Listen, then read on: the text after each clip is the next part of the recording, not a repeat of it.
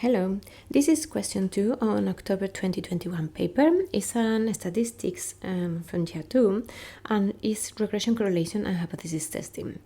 It's a quite simple question, but it will allow me to show you how we do the hypothesis testing for correlation. And I'm going to show you how you can get full marks on it. So you have someone, Mark, took a random sample of 16 students from school. For each student recorded the number of letters in their last name and the number of letters in the first name. And these are the results. So this is the last name, first name. His results are shown in the scatter graph on the next page. So this is the scatter graph. This is the number of letters in the family name and this one in the first name. The first thing they ask is describe the correlation between X and Y. When they say describe, they are only expecting us to say positive or negative correlation. If they say interpret, you have to explain with the context of the question. So you have to say when the number of letters in the surname increased, the number of letters in the first name decreased, or something like that. So remember, that's different when they ask describe or interpret. So describe, we are going to say just, and you can see here is negative correlation. There is a tendency in this direction. It's weak, but you don't have to specify. So it's okay, it's just 1 mark, and you have to say that it's positive or negative. So the first one, is just negative correlation. And this is 1 mark already. And I'm going to show you the mark scheme. I have it here just to show you that they really answer with negative. And in the notes they say allow, slight or weak, etc., but they don't ask you that.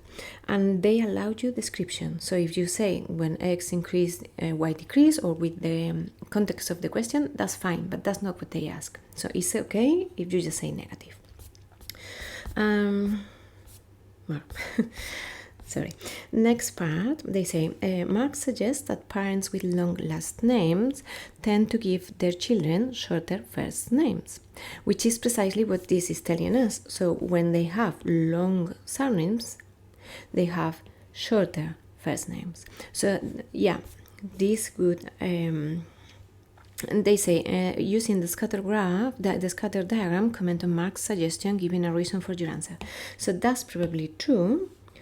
So that's true, as we have negative correlation, something like that. We have, there is negative correlation, or there is negative correlation. So you just have to say that the diagram, the scatter diagram, is really proving what he's saying, and you just say with your own words.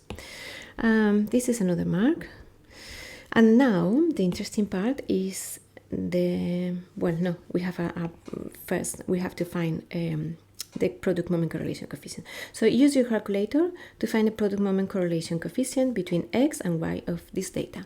If you are an international student, you will need to find the coefficients yourself, so A, B, and you will have to use the formulas in your formula booklet.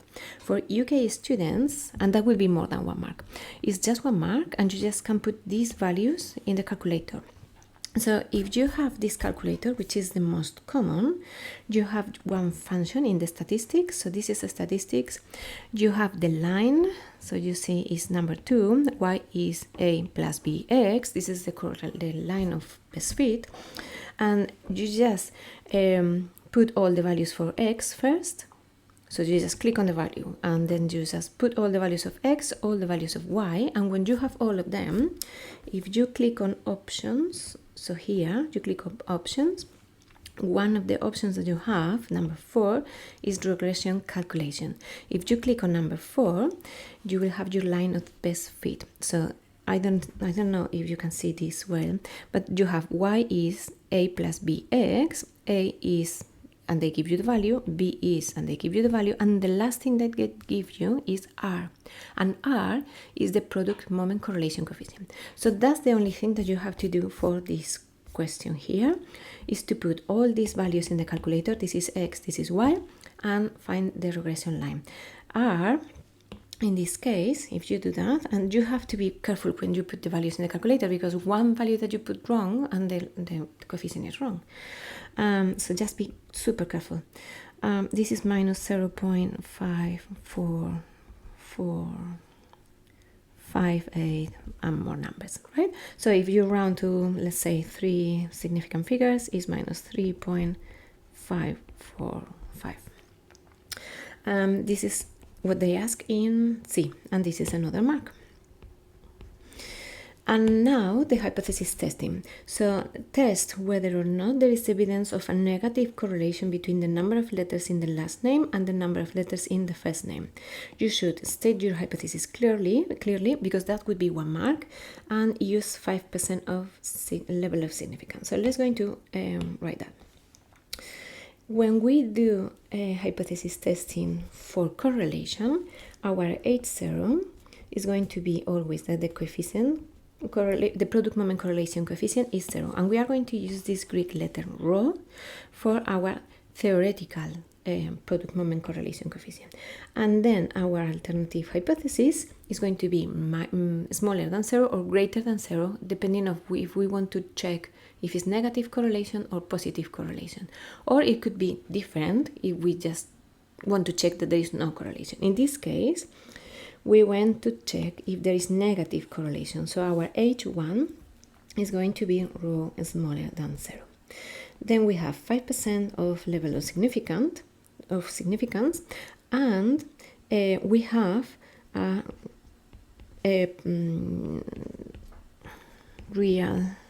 So this is the product moment correlation coefficient of our sample, of our 16 students, right? So this is the real one.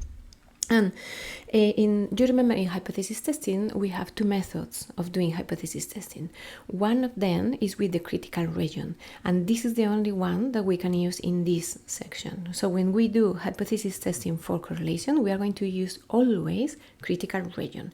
So we are going to find a critical region in a way that if our value, our real value, falls in that critical region, we are going to reject. And to find that critical region, so critical region, we are going to use the formula booklet. In the formula booklet, you have in page 37, you have this table here. It's the critical values for correlation coefficient. So you use this table, you need the sample size, and you need the level of significance. We have 16 values here, 16 observations. So n is 16, our significant level is 5%. So we go, 16 is here, significant level is 0.05, so this is our value. And this will be positive when we have positive correlation, or negative when we have negative correlation. So our critical region will be R smaller than the negative value, because we have a negative value here and we are testing for negative correlation. And that value was minus 0.42, what? I forgot. 59. So this is our critical region. And you can see that our observed value is smaller than this one. So is in the critical region. That means, so R, I'm going to write in the next page. R is in the critical region. R observed value is in critical region. Therefore, we need to reject H0. And there is evidence of negative correlation.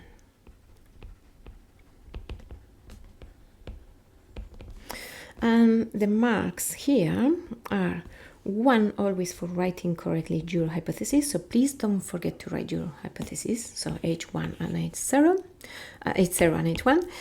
Then the other one is for method. We are finding the critical region and we are doing it correctly.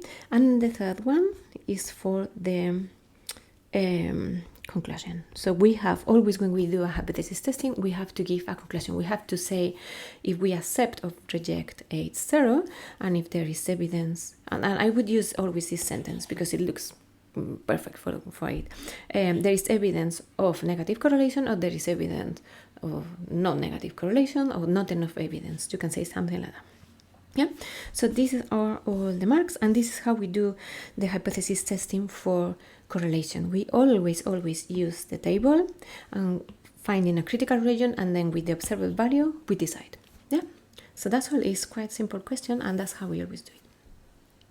Hello, if you like the video, I have a free last minute revision course the week before your exams. The link is in the description below. I'm working with international levels for Edexcel, but if you are an UK student, you will find this very helpful as well, because the questions are identical, you just have less topics.